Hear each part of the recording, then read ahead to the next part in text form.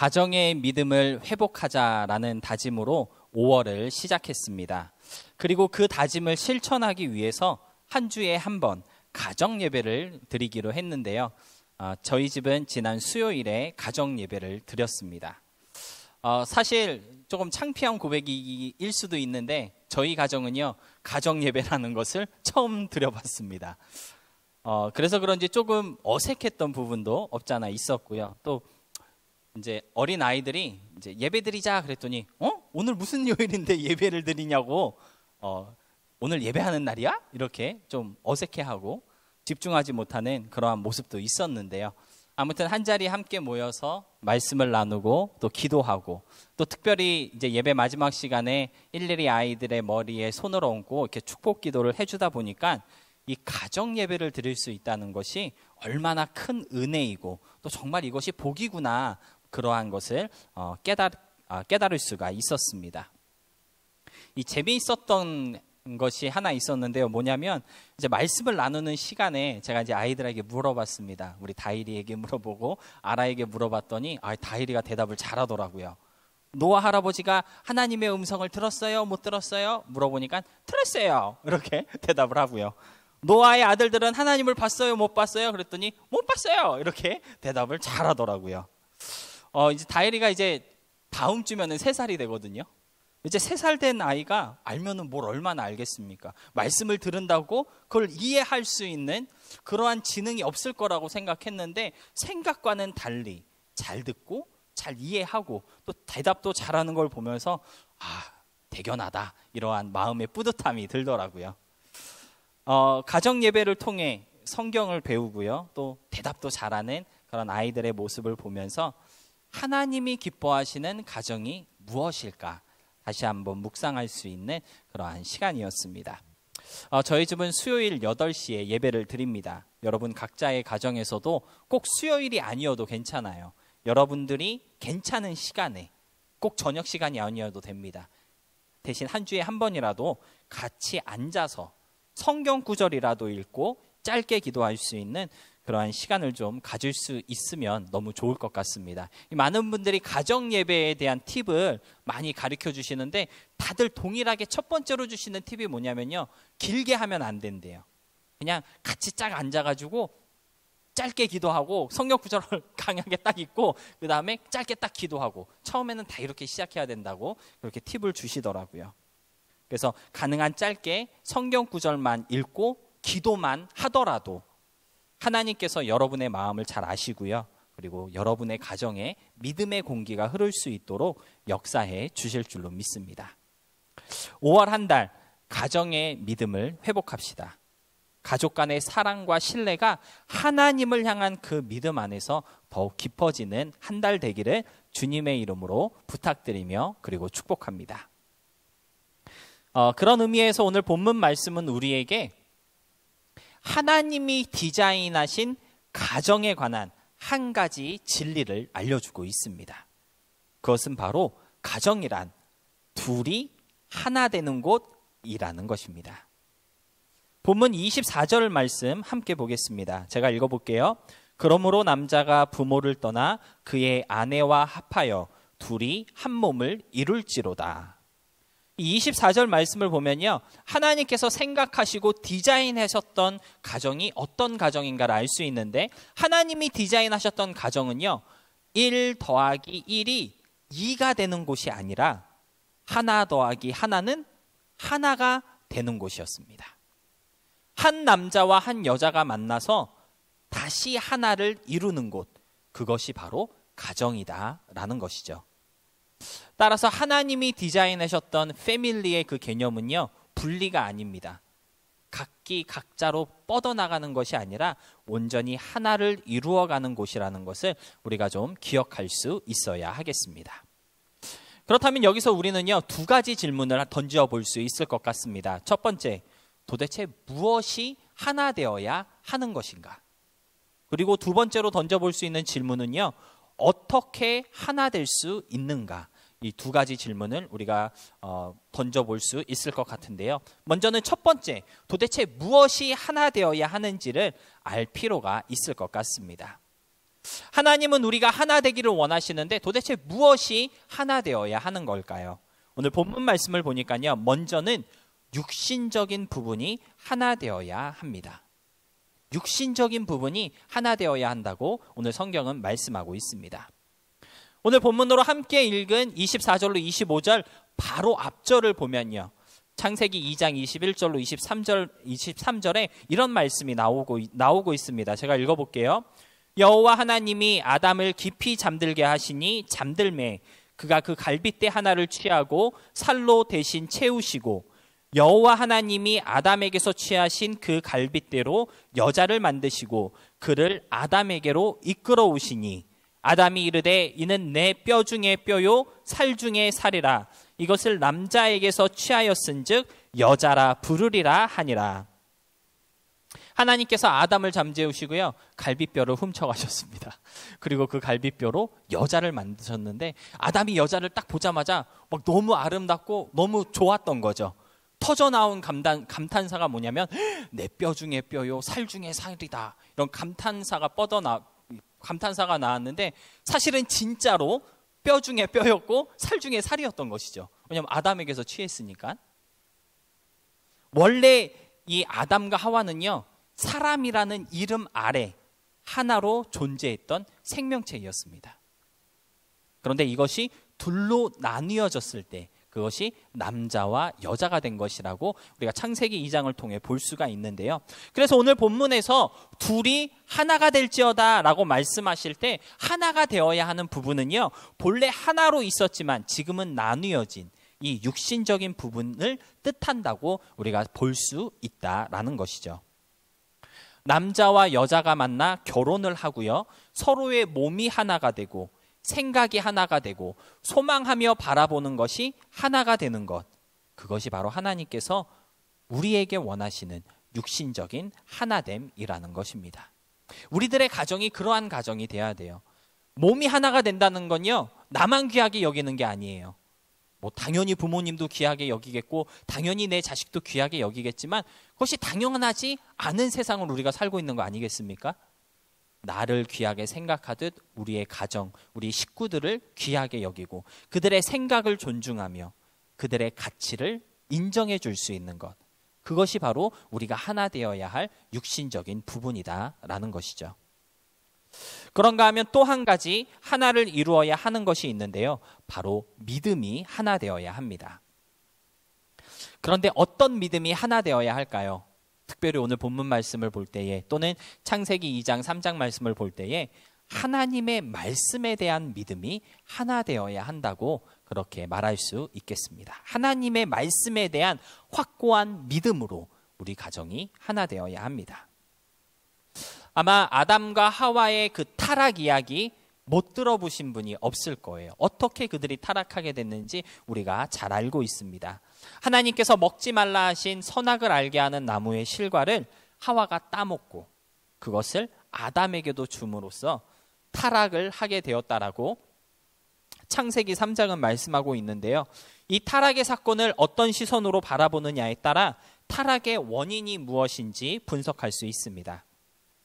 어떤 분들은요, 사람이 타락하게 된 이유가 인간의 어떤 교만 때문에 그렇다. 인간의 욕심 때문에 타락한 거야. 또는 하나님의 말씀에 대한 불신이 들어와서 사람은 타락하게 되었다. 이렇게 말씀을 하십니다. 다 맞는 말이에요. 그것이 우리의 타락의 원인이고 지금도 우리가 타락하고 있는 이유 중에 하나입니다. 그런데 이러한 타락의 원인들이 다 공통적으로 말하고 있는 한 가지가 있는데요. 그것이 무엇이냐면 사람이 하나님의 말씀을 믿지 못했다라는 거예요. 하나님은 하지마, 먹지마 했는데 그 말씀보다는 자기의 판단력을 더 믿었다라는 것이죠. 하나님은 야 선악을 알게 하는 나무의 실과를 먹으면 반드시 죽을 거야 라고 말씀하셨는데 사람의 생각은 이거 보암직도 하고 먹음직도 하고 이거 먹으면 지혜롭게 될 것 같다 라는 그 자신의 판단력 사이에서 결국 사람은 하나님의 말씀보다는 자신의 판단력을 더 믿었던 것입니다. 이 창세기 3장 말씀 그 타락의 장을 우리가 쭉 이렇게 볼 때에 재밌는 사실이 하나 있습니다. 뱀이 다가와서 누구를 유혹하죠? 하와를 유혹하는데 하와를 유혹하는 그 자리에 아담이 없었다라는 거예요. 창세기 3장 1절로 5절 말씀을 쭉 보면요, 이 뱀이 어떻게 여자를 유혹했고 어떻게 그 유혹에 넘어가게 되었는지가 자세하게 나오고 있는데요, 신기하게도 1절부터 5절까지 아담에 대한 언급이 한 차례도 나오지 않고 있습니다. 그러다가 3장 6절에 가서요, 이런 말씀이 나옵니다. 끝부분에 여자가 그 열매를 따먹고 자기와 함께 있는 남편에게도 주었다라고 이런 말씀이 나오고 있거든요. 여기서 자기와 함께 있었다라는 이 표현이 지금 그 순간에 그 자리에 함께 있었다라는 뜻인지 아니면 함께 살고 있는 사람이란 뜻으로 사용한 표현인지는 정확하지 않습니다. 그런데 3장 전체적인 흐름을 볼 때 아담은 그 자리에 없었다고 보는 것이 조금 더 설득력이 있는데요. 왜 그러냐 하면요, 뱀이 간사하다고 성경은 이렇게 표현하고 있잖아요. 이 간사한 뱀이 왜 아담에게 말을 걸지 않았을까요? 왜 하필 하와를 유혹하고 아담은 유혹하지 않았을까요? 이유는 분명해요. 뱀에게 있어 아담이라는 존재는요, 쉽지 않은 존재였던 거예요. 유혹을 해봤자 넘어오지 않을 상대이기 때문에 아예 아담에게는 다가가지 않았다는 것입니다. 까다로운 존재였어요. 그리고 만약 그렇다고 한다면 아담이 함께 있는 그 자리에서 하와를 유혹했을 가능성은 현저히 떨어진다, 그렇게 판단할 수 있다라는 것이죠. 아담과 하와가 같이 있지 않고 떨어져 있을 때 뱀은 그때를 노리고 있었던 것입니다. 떨어져 있어야 하와를 유혹하기가 훨씬 더 쉬웠기 때문입니다. 그래서 뱀은 이렇게 보다가 아담과 하와가 떨어지는 그 순간을 놓치지 않고 하와에게 접근하였던 것입니다.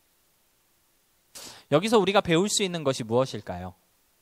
하나님께서 아담과 하와에게 원하셨던 것은요, 믿음이 하나 되는 것이었다라는 것입니다.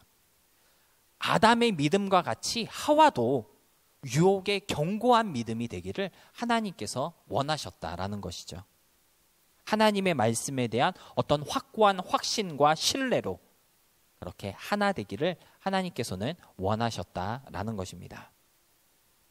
사실 아담은요, 하나님께서 선악을 알게 하는 나무의 실과를 먹지 마라, 먹으면 정령 죽을 거야, 하나님의 음성을 직접 들은 사람입니다. 아담은요. 그런데 하와는요, 그러한 음성을 직접 듣지 못했을 가능성이 많습니다. 아마 아담을 통해서 저 나무 보이지? 저거 하나님이 절대 먹지 말라 그랬어, 그러니까 먹으면 안 돼, 아담을 통해서 들었을 거예요. 그래서 좀 우리가 다르게 생각하면, 아담은 하나님의 말씀을 직접 들었으니까 믿음이 더 세고 하와는 한 달이 걸쳐서 들었으니까 믿음이 조금 연약하구나, 그렇게 우리가 생각할 수 있는데요, 사실은 그렇지 않습니다. 직접 듣지 못했기 때문에 하와의 믿음이 연약했던 것이 아니다라는 거예요. 그럴 것 같으면 하나님이 직접 말씀해 주셔야죠. 맞죠? 그럴 것 같으면 지금 우리에게도 하나님께서 직접 자신의 음성으로 말씀해 주셔야죠. 그래야 우리의 믿음도 견고한 강한 믿음이 되지 않겠습니까? 하나님의 말씀을 어떻게 들었느냐, 하나님의 음성을 들었느냐 못 들었느냐가 문제가 아니고요, 나에게 전달된 그 하나님의 말씀을 어떻게 믿고 있느냐, 그것이 문제이었다라는 것입니다. 직접 들어야지만 강한 믿음이고 직접 듣지 못해서 약한 믿음이었다고 한다면, 말씀드린 것처럼 우리들도 하나님의 음성을 직접 들어야지 성경책 뭐하러 들고 다닙니까? 하나님께서 아담과 하와의 가정에게 원하셨던 믿음은요, 하나님의 말씀을 어떻게 들었고 어떻게 받게 되었는지를 떠나서 하나님의 말씀이 절대로 변할 수 없는 진리의 말씀이라는 믿음으로 하나 되기를 원하셨던 것입니다. 그래서 믿음이 견고한 아담과 그렇지 못한 하와 두 사람을 붙여주신 거예요. 지난 수요일에 가정 예배를 드리면서 노아와 그 아들들의 믿음에 대한 말씀을 나누었는데요, 여러분, 방주를 누가 만들었습니까? 노아가 만들었죠. 근데 성경을 자세히 보면요, 노아와 그의 아들들이 같이 만들었을 확률이 아주 높습니다. 성경에 정확하게 나와 있지는 않지만요, 아들들과 같이 만들었을 것 같아요. 왜냐하면 노아가 방주를 만들기 시작했을 때가 500살이 넘었을 때였거든요. 그리고 건강한 아들 3명을 낳았습니다. 500살 넘은 아버지가 혼자서 그 어마어마한 방주를 만들고 있는데 아들 셋이 아무것도 안 하고 쳐다보고 있다? 상상이 안 되죠. 그래서 아마도 아들들이 도와주지 않았을까, 그렇게 우리가 생각할 수 있다라는 것인데요. 그런데 노아가 그 어마어마한 방주를 만들 때 아들들이 도와주었다고 한다면 이 아들들의 믿음이 얼마나 대단한 믿음인지 우리가 한번 생각해 볼 필요가 있을 것 같습니다. 방주를 만들라고 한 하나님께서 방주를 만들라라고 누구에게 명령하셨죠? 노아에게 명령하셨습니다. 노아는요, 하나님의 음성을 직접 들은 사람이에요. 노아야, 방주를 만들어야 돼. 이제부터 얼마 후면은 비가 엄청나게 와서 세상에 생명 있는 모든 것들을 다 없애버릴 거야. 방주를 만들어서 생명 있는 것들을 구원하고 너의 가정도 구원해라. 하나님께서 노아에게 직접 말씀하셨거든요. 그러니까 노아는 방주를 만드는 내내 하나님이 나에게 말씀하셨지, 믿음을 견고하게 다지고 되새길 수 있었을 것입니다. 그런데 노아의 아들들은요, 하나님의 음성을 듣지 못했습니다. 노아의 아들들은요, 방주를 70년, 80년 동안 묵묵히 그 어마어마한 방주를 만들 때 하나님의 음성이 있었기 때문에, 들은 것이 있었기 때문에 만들지 않았어요. 아버지 노아가 들려주었던 하나님의 그 말씀을 의지하고 믿었기 때문에 70년, 80년 동안 묵묵히 노아와 함께 방주를 만들 수 있었던 것입니다. 여러분이 노아의 아들이라면 같이 방주를 만들 수 있으셨겠습니까? 성경을 보면요, 노아가 500살이 된 후에 셈, 함, 야벳을 낳았다라고 이렇게 말씀하시고 노아 600살에 홍수가 났거든요. 그러니까 방주 제작 기간이 1살짜리 데려다가 방주 짓게는 할 수는 없잖아요. 그래도 한 민성이 정도는 돼야, 야, 나무 갖고 와, 망치 갖고 와, 목 갖고 와 할 수 있으니까 뭐 한 15, 16살부터 만들었다 치면 한 80년, 85년 이렇게 같이 방주를 만든 거예요. 생각해 보시기 바랍니다. 우리 아빠가 방주를 만들어야 된다고 했으니까 방주는 만들고 있는데, 우리 아버지가 500살이 넘었는데 혹시 노망 난 거 아니야? 혹시 치매 걸리신 거 아닌가? 이런 생각 할 수 있을까요? 못할까요? 생각해 보세요. 태어나서 지금까지 우리는 학교도 가고 유학도 가고 관광도 다니는데 이 아들들은 계속 망치질만 하고 있는 거예요. 얼마나 방주 만드는 게 싫었겠습니까? 어떻게 하면 이 방주를 안 만들 수 있을까? 어떻게 하면 이 방주를 못 만들게 할까? 우리 같으면요, 그런 고민 할 것 같아요. 그런데 노아의 아들들은 아주 묵묵히 그저 노아와 함께 그 방주를 만들었고 결국에는 완성하였습니다. 무엇이 그들로 하여금 그 어마어마한 방주를 그 오랜 세월 동안 만들게 한 것일까요? 다른 거 없습니다. 홍수로 온 세상을 심판하시겠다 하신 하나님의 그 말씀을 믿었기 때문입니다. 특별히 하나님의 그 음성을 직접 들어서가 아니고요, 아버지 노아에게 하신 하나님의 말씀, 아버지가 전해주었던 그 하나님의 말씀을 조금의 의심도 없이 믿었기 때문에 노아의 아들들은요, 방주 만드는 작업을 함께 할 수 있었던 것입니다. 말씀을 직접 들었던 노아를 통해 그 말씀을 걸쳐 들었던 아들들이나 다 똑같은 믿음, 하나의 믿음이 되었기 때문에 방주를 완성할 수 있었다라는 것입니다.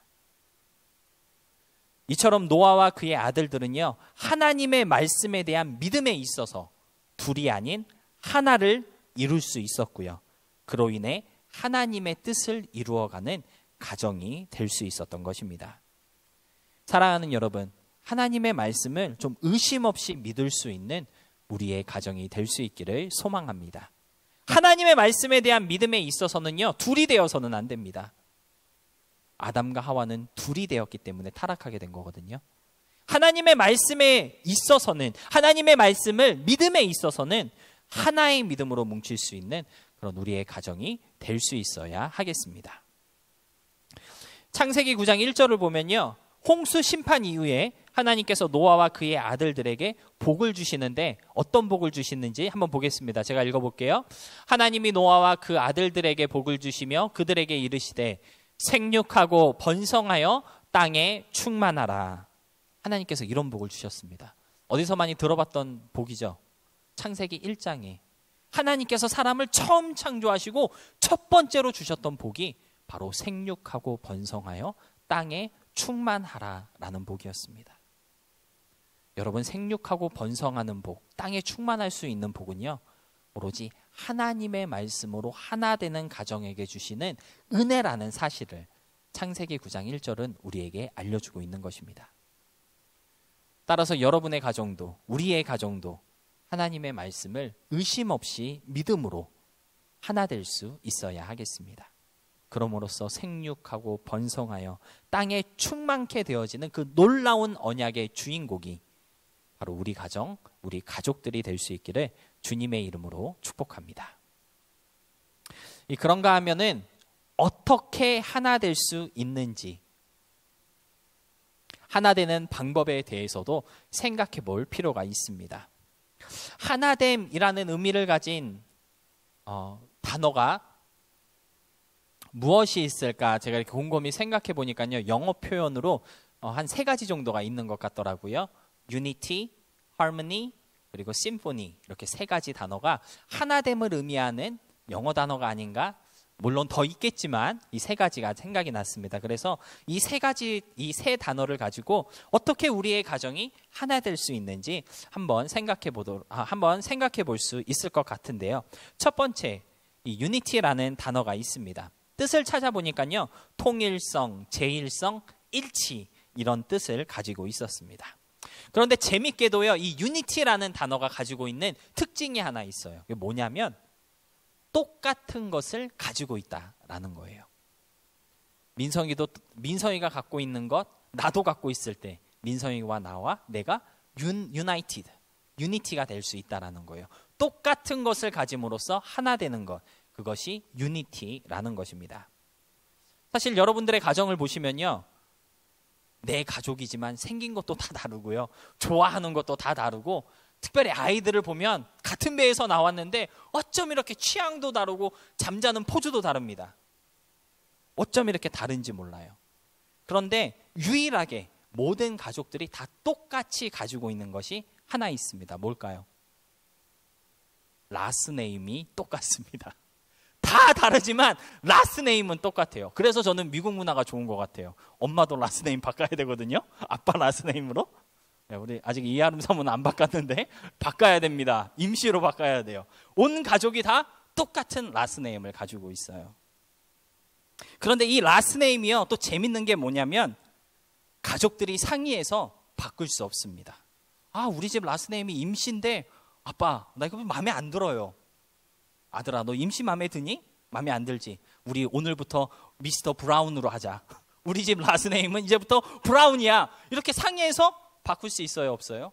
못 바꿔요. 똑같은 것을 가지고 있지만 바꿀 수 없는 한 가지를 가지고 있는 것, 그것으로 하나 되는 것, 그것이 바로 유니티라는 것입니다. 특별히 우리의 가정이요, 믿음으로 하나 되기 위해서 이 유니티의 방법이 아주 적합한 방법이라고 말할 수가 있는데요. 믿음의 유니티가 있어야 합니다. 하나의 믿음, 결코 변할 수 없고요, 타협해서 조절할 수 없고 바꿀 수 없는 그러한 믿음으로 똑같이 가지고 있음으로써 하나 되는 그러한 가정이 되어야 한다라는 것이죠.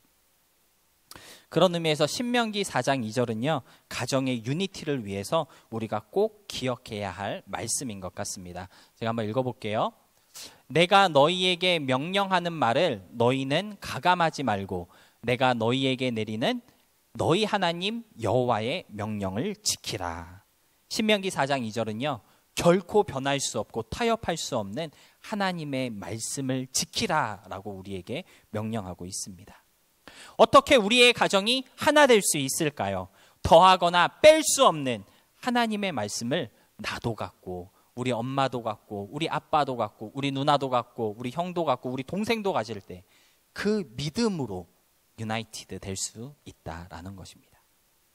그래서 같은 믿음, 똑같은 믿음을 가질 때 특별히 변할 수 없는 하나님의 말씀을 우리 가족들이 가질 수 있음으로써 그 똑같은 것으로 유니티드 되는 그러한 우리의 가정이 될 수 있기를 축복합니다.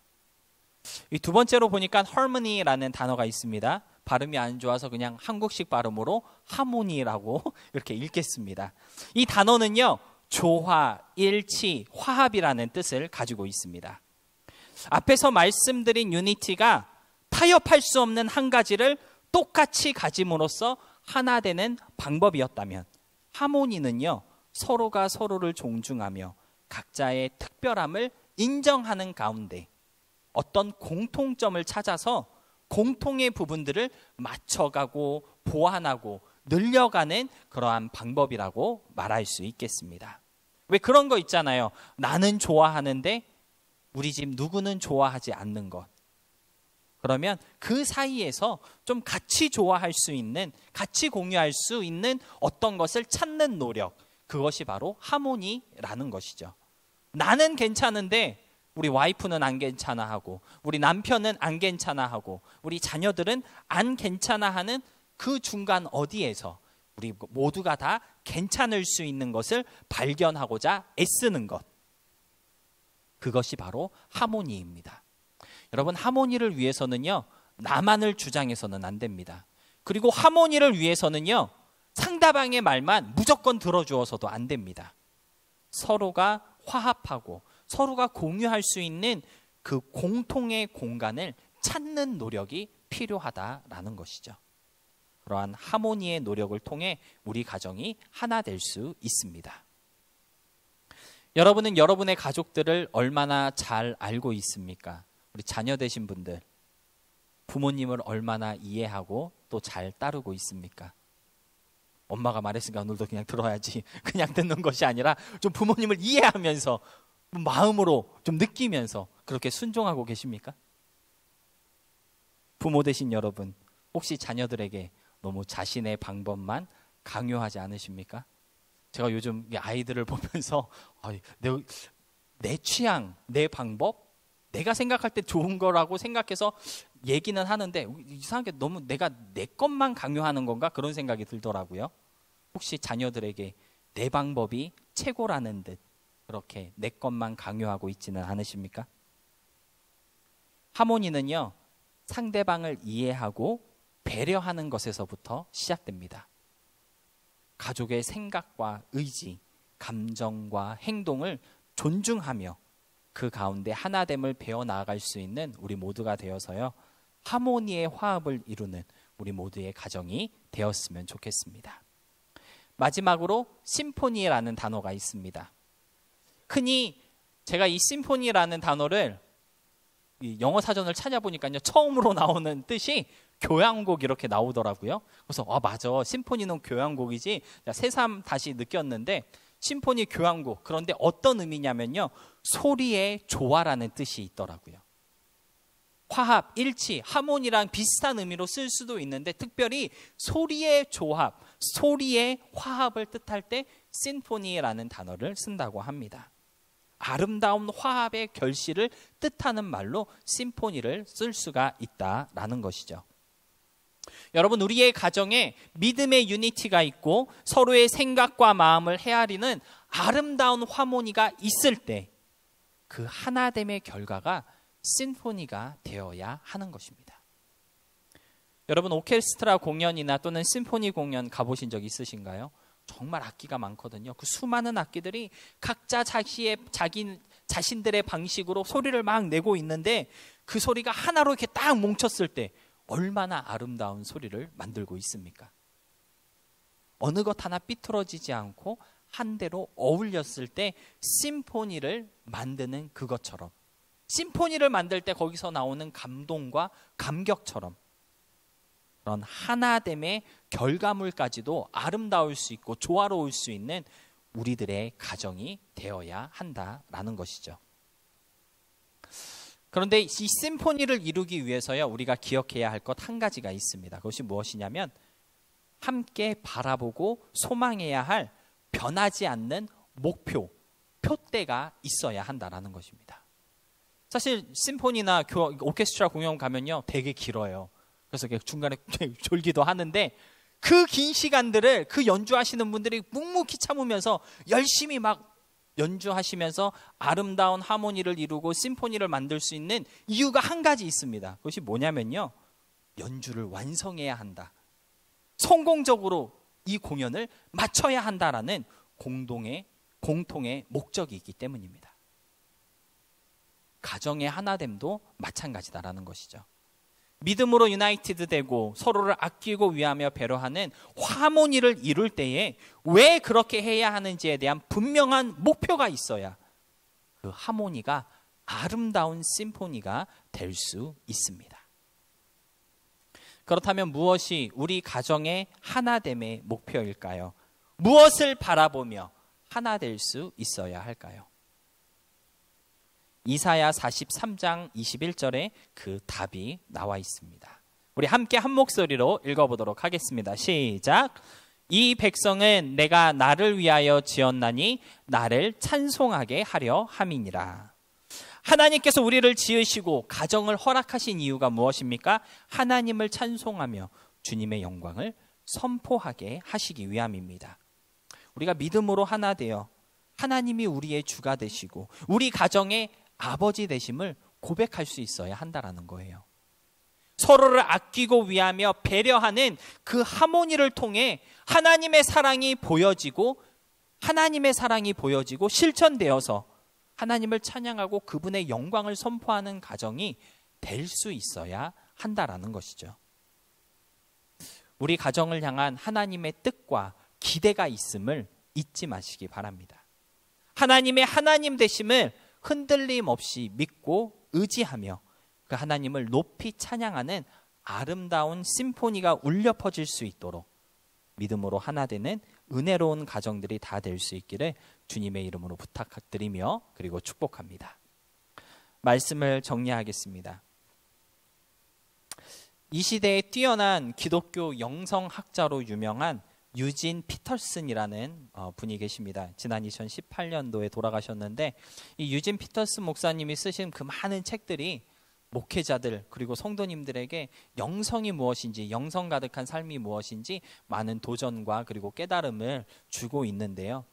이 유진 피터슨 목사님은요, 자신의 어머니를 소개할 때 이야기꾼으로 소개하곤 합니다. 어린 시절 그의 어머니는요, 성경을 아주 재밌게 이야기로 유진 피터슨에게 많이 들려주곤 하였다고 하는데요.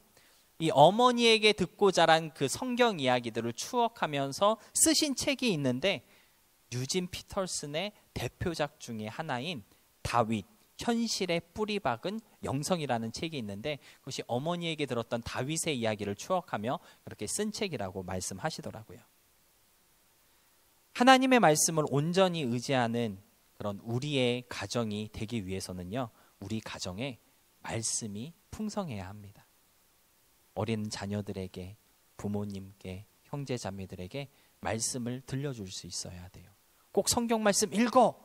성경을 이렇게 막 들이밀고 이거 들어야 됩니다. 그런 것도 물론 좋겠지만 이야기로 들려줄 수 있다면 말씀이 풍성한 우리의 가정이 될 수 있을 것 같습니다. 로마서 10장 17절 말씀을 보니까요, 믿음은 들음에서 난다라고 증거하고 있습니다. 다시 한번 풍성한 말씀의 나눔이 있는 저와 여러분의 가정이 되어서요, 하나님이 기대하시는 그 아름다운 가정의 하나됨을 이루어 드릴 수 있는 저와 여러분의 가정이 되기를 진심으로 소망하며 축복합니다.